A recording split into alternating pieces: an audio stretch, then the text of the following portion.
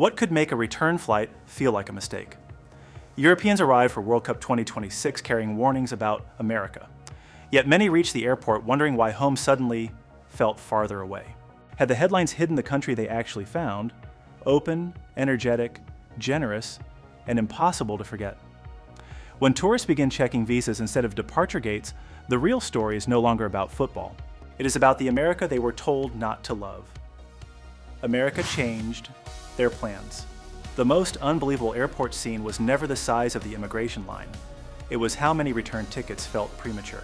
The surprise is that so many arrived for the 2026 World Cup carrying return tickets, then discovered that leaving America felt far harder than entering it. They had expected a country from television headlines, tense, divided, expensive, and somehow permanently on the edge of collapse. What greeted them instead was an airport full of order, scale, warmth, and the confidence of a nation that knows how to welcome the world. That contrast matters because airports are where national myths usually meet fluorescent lighting. In London Heathrow, travelers often move through a tightly managed maze where every minute feels scheduled, measured, and priced. At Paris Charles de Gaulle, the architecture can feel grand, but the experience may still resemble a puzzle designed by someone who dislikes straight lines. At American hubs, visitors encountered something culturally different. Concourses, seating, signage, rental facilities, and staff who often spoke with the casual friendliness of someone giving directions at a neighborhood barbecue. None of those details are revolutionary by themselves, yet together they created an emotional reversal. The America they had been warned about did not feel like a warning once they were standing inside it. Instead, it felt practical, energetic, and surprisingly easy to understand, while the sheer scale carried its own unmistakable message. A European airport may connect nations within a few hours, while an American airport can connect climates, accents, industries, and lifestyles without leaving the same country. One departure board can offer snow, desert, beaches, mountains, and cities where barbecue is treated with the seriousness of constitutional law. That is why the farewell scenes became more revealing than the arrival footage. At the beginning, the airport was merely a gateway to football, yet by the end, it had become the place where people started making dangerous little calculations. They began comparing rent, job transfers, visa requirements, school options, and whether their children might have more room. Those were no longer tourist questions, they were the first careful measurements of a possible future. The deeper cultural shock was not that America looked perfect, because no honest country is perfect. The shock was that it looked more livable, generous, and human than the version shown on screens back home. Visitors saw volunteers helping strangers, families tailgating together, workers joking with exhausted passengers, and cities treating an international tournament like a national block party with better parking. So the airport crowd became a symbol of something larger than travel. People came to watch the world compete, but America quietly competed too. Not with slogans, but with everyday life. By the time those return flights were called, many Europeans were no longer asking whether America had been misunderstood. They were already wondering how quickly they could return, because the ticket said departure, while their expressions suggested unfinished business. It looked as though the country had closed the gate before the conversation was completely over, the 24-hour spell. There's a reason the airport departure hall feels like a breakup scene. America has spent several weeks spoiling everyone's convenience. The flight home may be on time, the passport ready, and the suitcase overweight, yet one thought keeps following travelers toward the gate. Back home, daily life is about to start closing earlier than expected. That sounds like a small detail until you live inside the American rhythm. During the 2026 World Cup, visitors did not only encounter stadiums and crowds, they entered a country built around the assumption that people may need food, fuel, medicine, transport, or coffee. Late. America treats midnight less like the end of the day and more like a shopping opportunity. The contrast becomes clear when the trip is compared with familiar European routines. Under Britain's Sunday Trading Act, large shops in England and Wales may open for only 6 continuous hours between 10 in the morning and 6 in the evening. Germany goes further because Sunday retail is generally closed, with limited exceptions while the day remains legally protected for rest. Those systems reflect cultural values, and many people appreciate the slower pace. After several weeks in the United States, however, that calm can feel like someone unplugged the country before dinner. America's convenience culture works because it removes tiny obstacles before they become major annoyances. The National Association of Convenience Stores counted over 152,000 convenience stores across the United States in 2024. That number sounds ordinary until you understand what it means in life. There's another bottle of water, phone charger, sandwich, pharmacy counter, or gas pump waiting beyond the next exit. The interstate sign practically says, "Relax, we planned for your poor decisions." This availability creates an unexpected form of comfort for exhausted travelers. A late arrival does not automatically mean going hungry after a long flight. A delayed plane does not always destroy every plan for the evening. A family driving across a host city can change direction without treating it like a military operation. The system gives people permission to be imperfect, late, hungry, forgetful, or suddenly in need of headache medicine at 11:43 at night. Foreign coverage rarely captures this practical side of America fully. American abundance is often presented as excess, but from inside everyday life, it can feel like consideration. The large parking lot, extended pharmacy hours, drive-through window, and 24-hour gas station are all answering the same question. What might an ordinary person need next? After the World Cup, the airport becomes the place where this convenience reveals its grip. Travelers are leaving matches, highways, and giant cups of iced coffee, but they are also leaving a culture that keeps saying, "We can probably make that work." Once daily life has been that flexible, returning to a locked supermarket on Sunday evening can feel surprisingly personal. America did more than entertain its guests during an unforgettable tournament. It adjusted their internal clock, then sent them home before they had learned how to reset it. America adopted them. The strange part was not that European visitors enjoyed the World Cup. Major tournaments are designed to be enjoyed. The strange part was how quickly strangers in American parking lots began treating them like cousins arriving late to the family reunion. A flag drew a question, an accent started a conversation, and within minutes somebody was offering barbecue, directions, sunscreen, or a folding chair that had survived several football seasons and one questionable 4th of July. That easy social warmth can become addictive because it removes the small wall people often carry in public. In London, commuters are famous for protecting their silence on the underground, while Parisians usually reserve conversation for cafes, friends, and familiar social circles. Those habits are not unfriendly, they simply place privacy before instant connection. American sports culture often reverses that order, especially when a major event turns an entire city into one enormous neighborhood cookout. FIFA's expanded World Cup brought 48 teams and 104 matches, with 78 staged across 11 United States host cities alone. That created countless encounters around airports, fan zones, restaurants, sidewalks, parking lots, and stadium entrances where Americans could welcome visitors without wearing an official volunteer badge. Hospitality became less like a service and more like background music, always present even when nobody had planned it. This is where many overseas portrayals of the United States begin losing their grip. Television debates usually show Americans arguing because calm neighbors sharing smoked brisket rarely produce dramatic ratings. Real life, however, is less cooperative with that storyline. A visitor wearing a foreign jersey may expect political tension, then meet a family from Ohio debating whether the guest needs another plate of ribs. The disagreement likely to become serious concern sauce, and even that dispute usually ends with a second helping. The appeal goes deeper than friendliness because American openness gives newcomers temporary membership. They are not required to understand every custom before joining the fun. Someone explains cornhole, another person translates the parking rules, and a third proudly delivers a detailed lecture about regional barbecue that nobody requested but everyone enjoys. By sunset, people who met beside a rented car are trading photos like old friends. That feeling is surprisingly difficult to fold neatly into any suitcase. European cities offer beautiful public squares, historic rituals, and match-day traditions refined across generations. The American version offers something looser, an invitation without much ceremony, and belonging without a lengthy application form.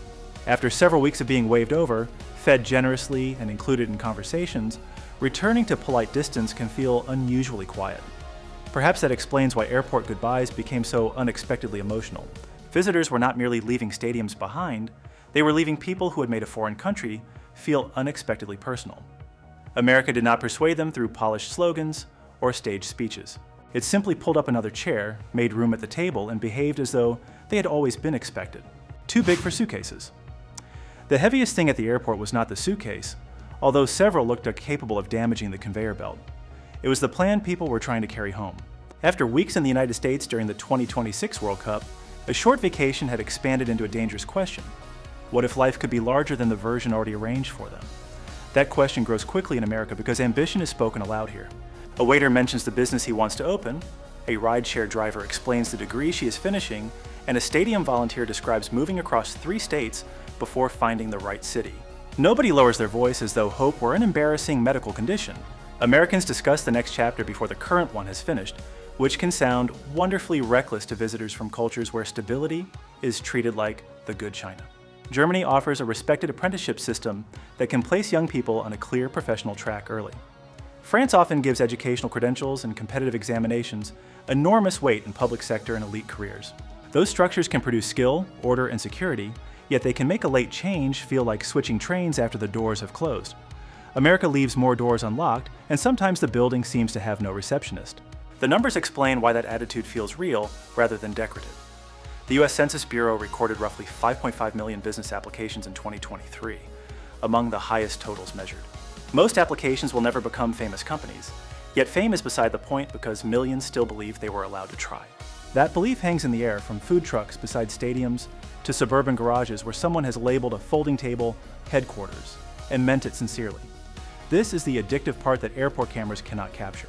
Visitors may arrive expecting America to sell them products, then discover that it also sells them permission.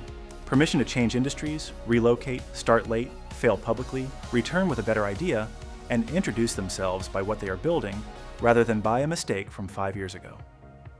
European cities often preserve identity beautifully. A neighborhood in Rome, Prague, or Lyon can carry centuries of memory in its stonework, recipes, and daily rituals. America offers a different thrill. Identity can remain unfinished. A person may become a nurse in Ohio, open a bakery in Texas, study engineering in Arizona, or begin again in North Carolina without explaining the plot twist to the entire village. By the time departure boards began flashing, the emotional luggage had become oversized. Some travelers were carrying job searches, business ideas, university plans, and real estate tabs opened just to look. America had not promised easy success because easy success belongs mainly to commercials. It offered something more believable and more tempting, another attempt. That is why the airport line felt so unusual. People were leaving with passports in hand, yet part of them had already applied for a future that required a one-way ticket. The grocery plot twist. The first unofficial immigration test may have happened under supermarket lighting. Nobody asked for documents, fingerprints, or a carefully prepared explanation. America simply placed 30 kinds of barbecue sauce in one aisle and watched World Cup visitors reconsider their departure date. That reaction is easy to laugh at, yet it reveals something deeper about American life. Choice here is rarely treated as a luxury reserved for special occasions. It appears in ordinary decisions, from bread and coffee to laundry detergent, breakfast cereal, and enough frozen pizza varieties to form a small political coalition. According to the Food Industry Association, the typical American supermarket carried more than 30,000 different items in recent years. That's not merely shopping, it's a daily reminder that one answer does not have to suit everyone. The contrast becomes especially clear for visitors accustomed to compact urban stores. In central Paris, Amsterdam, or Barcelona, groceries are often bought in smaller amounts because apartments, refrigerators, and kitchen storage are tighter.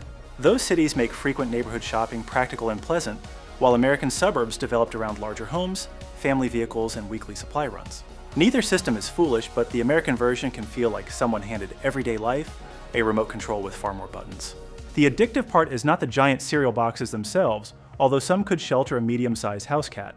It is the freedom hidden behind them. A shopper can choose organic, budget, family size, sugar-free, locally made, imported, spicy, mild, or a flavor apparently invented during a football halftime show. The store quietly assumes that people have different incomes, diets, traditions, schedules, and appetites, then gives each of them room on the shelf. Foreign coverage often turns American abundance into an easy joke, usually by pointing at oversized portions and declaring the case closed. Living inside that system feels different because abundance can also be practical kindness. A large immigrant family can find familiar ingredients beside American staples. Someone working late can buy dinner without visiting 3 separate shops. Parents managing allergies can compare labels, prices, and package sizes without treating grocery day like a scavenger hunt designed by Congress. This culture of choice reaches far beyond food. Americans expect options in schools, careers, housing styles, climates, churches, entertainment, and even the way coffee is ordered. At first, that freedom can feel slightly ridiculous, particularly when a simple drink requires vocabulary resembling an aviation checklist. After several weeks, however, visitors begin to understand the appeal. America keeps asking what fits their lives, instead of insisting their lives fit whatever happens to be available. That is why the airport suitcase becomes a final piece of comedy. It arrives carrying team scarves and ordinary clothes, then leaves stuffed with sauces, snacks, medicines, and products somebody suddenly cannot imagine living without. The customs officer may see groceries, but the larger truth is sitting between those packages. America gave visitors thousands of small choices, and somewhere between aisle 7 and the checkout line, staying began to look like the most interesting choice of all. America beat summer. The first surprise was not the Texas heat outside the terminal. It was the fact that inside, July had apparently been canceled. European supporters stepped out of the sun and into air so cool that a sweatshirt suddenly looked less like luggage and more like emergency equipment. America had taken summer, put it behind glass, and assigned it a thermostat. That detail sounds trivial until World Cup travel turns it into a habit. In Dallas, Houston, Miami, and Atlanta, heat is not treated as a test of character. Airports, hotels, restaurants, shopping centers, and stadium spaces are designed around one American idea. Comfort should be planned before discomfort arrives. The temperature outside may be negotiating with triple digits, but the lobby has already hired a lawyer. The numbers explain why this feels so different. According to the USA Energy Information Administration's 2020 Residential Energy Consumption Survey, 88% of American households used air conditioning. Britain developed under a cooler climate and another housing tradition. UK government estimates have placed fixed air conditioning in fewer than 5% of homes. Neither approach is irrational. British brick houses were built to hold warmth through damp winters, while much of the United States had to make peace with summers that can turn a parked car into a slow cooker. What surprises visitors is the cultural meaning attached to that cold air. In many European cities, people adapt themselves to the building. Windows open, shutters close, fans appear, and everyone develops a detailed relationship with the weather forecast. In America, the building is expected to adapt to the person. The thermostat is not merely a device on the wall. It behaves like a tiny elected official whose campaign promise was, "You will not sweat during dinner." That expectation changes daily life more than outsiders realize. A family can spend an afternoon indoors without feeling trapped by the weather. Older travelers can rest more safely during a heat wave. Workers, shoppers, and children move through summer without every errand becoming an endurance event. The comfort is so consistent that people stop noticing it, which may be the highest compliment infrastructure can receive. Overseas coverage often treats American energy use as the whole story, and efficiency certainly matters. Yet visitors also discover the human side of climate control. America does not ask guests to admire the heat from a historic building while quietly melting into the furniture. It hands them cold water, finds the nearest vent, and somehow makes an August movie theater feel like a research station in Alaska. By the time supporters returned to the airport, the strangest souvenir was not a jersey or a foam finger. It was a new standard for comfort. Back home, the first warm bedroom, crowded train, or restaurant without a cool corner could trigger an oddly specific homesickness. They came for football, but somewhere between the stadium gate and the hotel thermostat, summer stopped being something they had to survive. America had made it negotiable, and that luxury was harder to leave behind than anyone expected. The flag effect. The first thing European visitors packed for the flight home was not a souvenir because America had already placed something far harder to fold inside them. After weeks of seeing flags on porches, uniforms, pickup trucks, storefronts, stadium screens, and airport walls, many began to understand that American patriotism is less like a speech and more like background music. That difference matters because national symbols carry different emotional weight across Europe. In Germany, public displays of the flag are often most visible during major football tournaments, partly because 20th century history made everyday nationalism a more cautious subject. In France, the tricolor belongs proudly to public buildings, national ceremonies, and great sporting moments, yet it does not appear outside ordinary suburban homes with the same relaxed frequency. Britain loves its flags during royal events and England matches, although a Union Jack beside the lawnmower still feels more like a statement than standard porch furniture. America removes that tension by making the flag wonderfully ordinary. It can hang outside a courthouse, wave over a gas station, appear on a firefighter's sleeve, or sit beside a backyard grill without demanding a political argument. The Stars and Stripes somehow manages to attend both solemn ceremonies and somebody's Saturday barbecue, which is an impressive social range for a piece of fabric. Gallup reported in 2023 that 67% of Americans said they were extremely or very proud to be American. That figure does not describe one political party, one region, or one type of family. It points toward a broader habit of belonging, where criticism of the country and affection for it can exist at the same kitchen table, usually between a bowl of potato salad and an uncle with several opinions. During the World Cup, that visible pride gave foreign supporters permission to celebrate their own countries more loudly as well. American crowds did not ask visitors to hide their colors. They invited every jersey, scarf, chant, and accent into the same enormous party. The result felt less like competing national identities and more like a neighborhood block party where everyone brought a different flag, and somebody inevitably brought too much brisket. This may be the most surprising reason leaving became difficult. Visitors who had been warned that American patriotism was aggressive often discovered something warmer and more generous in daily life. Pride was not always aimed against somebody else. It frequently acted as an open door, saying that people could love where they came from while enjoying where they had arrived. By the time those airport gates began closing, the flags no longer looked like decorations. They had become reminders of a country comfortable enough to celebrate itself without apologizing for taking up space. Europe had sent supporters to watch football, but America quietly showed them how belonging can be visible, cheerful, and shared. Some travelers carried home scarves and photographs, while others seemed to leave with a new question about whether one day that flag might also feel like theirs. Perhaps the revealing airport scene was never the crowd itself, but the hesitation before boarding. Europe came to America expecting a tournament and discovered a country warmer, freer, and more generous than the headlines had promised. Some returned home with souvenirs, others carried a question that would not fit inside a suitcase. Could this become home?